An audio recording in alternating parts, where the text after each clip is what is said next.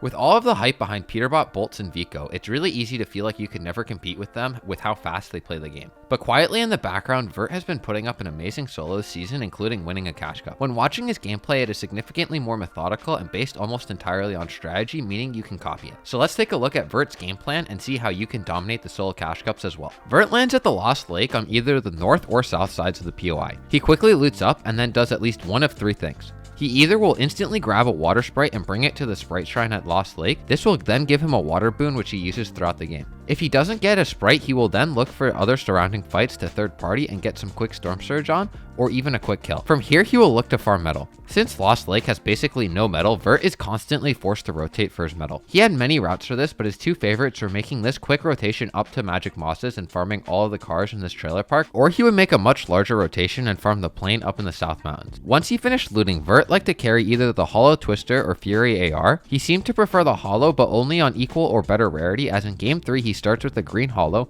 switches to a blue Fury, and then back to a purple Hollow. For shotgun, he goes the pump, but he was forced to take the Oni shotgun one game and played with it very well. Then he carries an Oni mask, chugs, and a water sprite. In general, throughout the mid game, Vert played very passive, but I want to take a look at one fight because it shows how he is able to still be aggressive while doing nothing mechanically special. In this fight, he opens it up with a large beam onto a player who just Oni masked. He quickly closes the gap and gets onto his enemy's wall. As he is pressuring his opponent's wall, he waits till it is 1 HP and then resets the ramp, making it seem like he is slowing down his pace. When Vert quickly re-edits the ramp and takes the wall, the enemy is flustered and makes a panicked reaction, giving Vert an easy kill. If you break down this fight, there was nothing complicated about it. He simply reset his ramp and then edited it and did a wall and cone replace. What made this fight effective was his unpredictability of pacing. In the mid game, Vert plays an extremely simple game.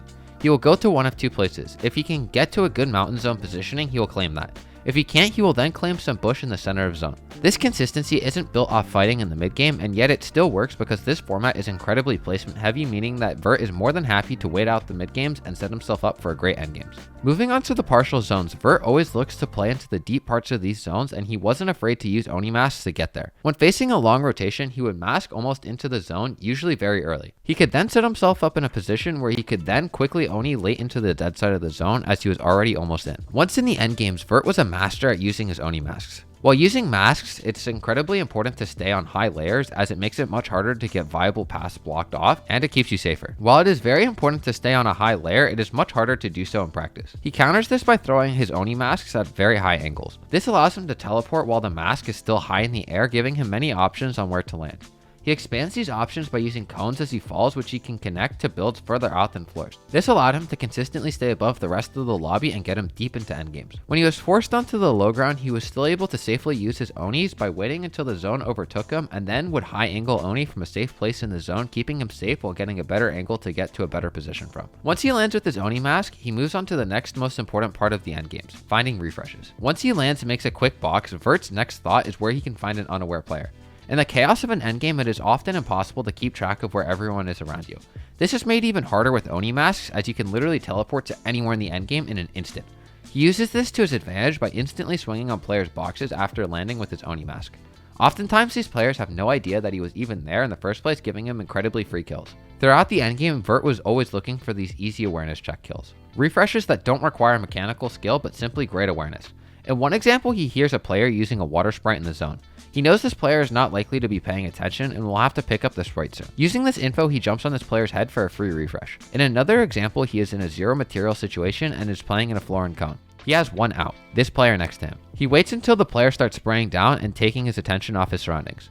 The second this player starts to shoot down, Vert jumps in and finds an easy refresh. Continuing with refreshes, he does an amazing job of putting himself in great positions in the final moving zones to find easy refreshes that set up top 5 finishes. When he gets to low mat situations, instead of running around trying to survive, he does a great job of getting to the front side low ground, claiming a lot of space, and fighting from it. This has many benefits, with the most important being that he is guaranteed placement by simply making sure that he gets to the front side in a safe position. Even when he doesn't convert any kills from here, he still collects an extra couple of placement points that would have been at risk if he tried playing from other spots. But by playing here, he also increases his odds of finding refreshes as the entire lobby has to rotate through him and his builds. When he was at his best, he could chain these refreshes into each other by getting frontside with his remaining mats, finding a kill, regain frontside, and repeat. Vert is a master of the mid and low ground, but when he was given a free opportunity to take the high ground, he quickly took it. With the Oni masks in the game, height is often unpressured because most people don't want to deal with the chaos that comes from it. As As a result, it can oftentimes be a pretty safe place to be as long as you don't overcommit to it and try to force a hold when it gets too chaotic. With these simple and reliable strategies, Vert was able to pull 5 out of 8 top 10s in the solo cash cup and win the whole thing along with $5,000.